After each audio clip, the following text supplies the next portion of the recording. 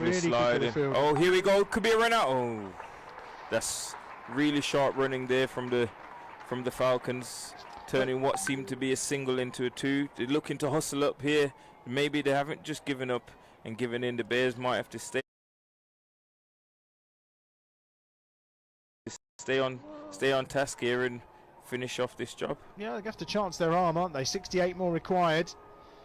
4.5 overs to go. 131 for 6. Lintott in again. He's pulled this time, but the absence of boundaries is what will make them suffer.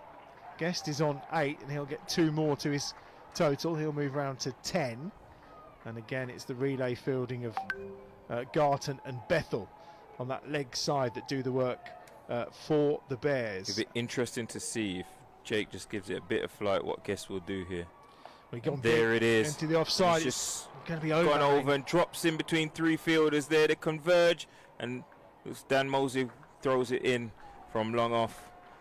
That's what I'm talking about. They're just a bit of flight, because he seems to, as a wicket keeper, generally they love to hit square the wicket, right? They can sweep, they can cut, they can pull, potentially tease him to try and hit it over this long on boundary. Just give it a little bit more air. There we go, top edge, and it just seems to skid past Danny Briggs there at short third.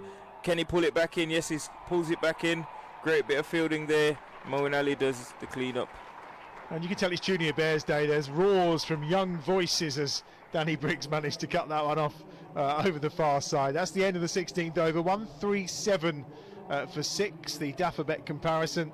And now the Bears ahead of the rankings at this point. 142 for 2 compared to the Falcons 137 for 6. So with 4 overs to go, be interesting to see where Alex Davis goes. Dan Mousley is giving his cap to Richard Kettleborough at the far end. So Moeen Ali coming in for a chat. I don't think we're going to see Mo bowl today. Interesting. It's just going to be probably finished up from here, you would feel, by Fawkes and Miles, Lintott and Mousley. But we shall see. Obviously we've seen an over from Bethel as well. And of course we've got Garton to come too. So there's still plenty of options out there for Alex Davis, depending on where the game's at, really, you would feel. I've got a really good feeling about what I'm watching here from the Bears. Similar to when we won it in 2014 and throughout the 2015 season, you see there's a great senior leadership team there, converged in the middle before that ball was bowled and having a chat about what was going on. So that shows even more clarity. I think that game on Friday night might have just been the wake-up call that they needed to just understand about where they want to go, the direction and how they want to play. You can see a clear difference in the energy and the... Yeah, and look, 14 group games, you aren't going to win them all. Yeah, 100%. But you will go on runs where you win 6 games in a row, and then you're going to have a blip. But the point is, because those 6 games in a go, you kind of feel you're invincible. But the defeats can come up at any moment. I don't think anyone thought second bottom Worcester were going to come here and suddenly walk away with a 50-odd run victory. But, you know, 1 over. In this format of the game, 1 over is all it takes to literally destroy a plan or ruin a game for a side. And unfortunately, that's what happened to the Bears on Friday night. But like I say, how you respond is where you see the class of a side. Because some teams, and actually in years gone by, that kind of game would have knocked the stuffing out of the Bears a little 100%. bit. But I think today we see that this group is much stronger. Yeah, 100%. I fully agree with you there. And it's almost goes to show the way they're playing today is almost what you need going into the crunch games. You know, your senior players standing up. You've just posted 198 with 2 guys batting.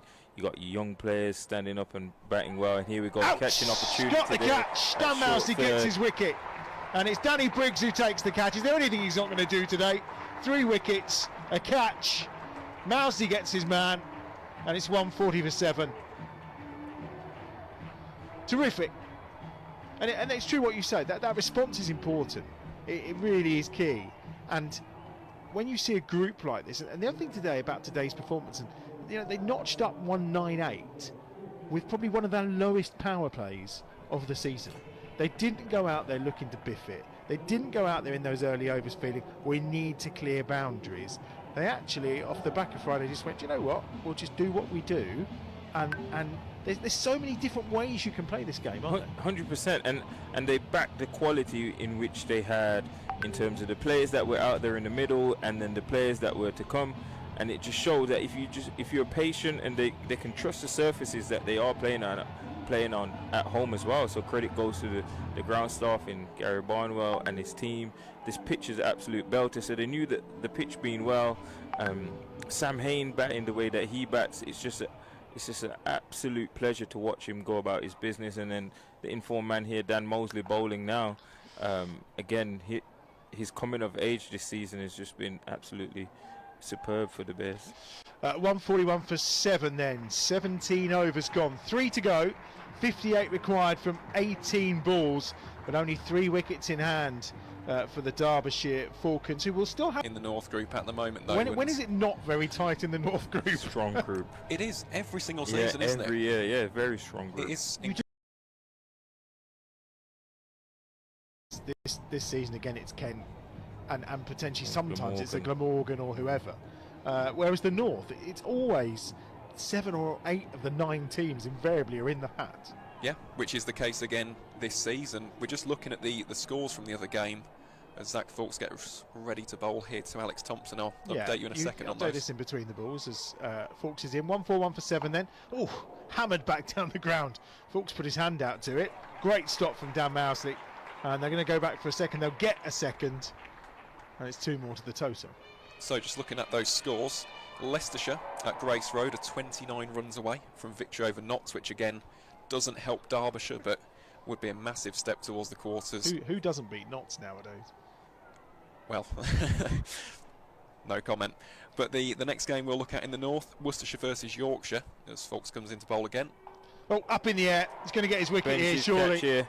Benjamin's under it, and he takes the catch, and it's 8 down. Fawkes has got his man.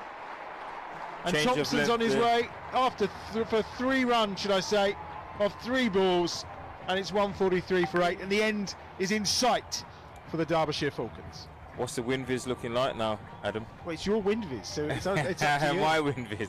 Okay. Are we on 99 yet? Shall tempt fate? You can't go to 100. No. Because there's always going to be 1%. 98.2. Oh, 98.2. Thank you for that.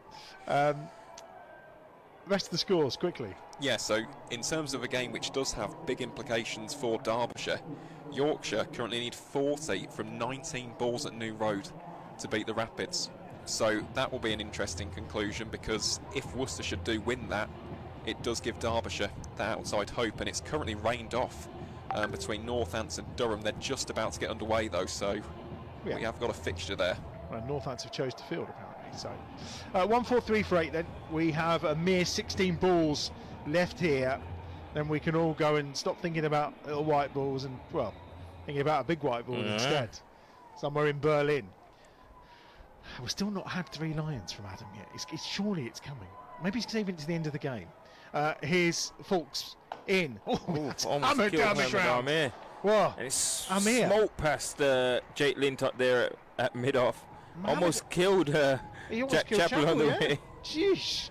Well, we know he can hit a hard ball, but that was extraordinary for Mohamed Amir. It's almost stand and deliver, isn't it? Just the power with which he struck that delivery. He has got a test 50.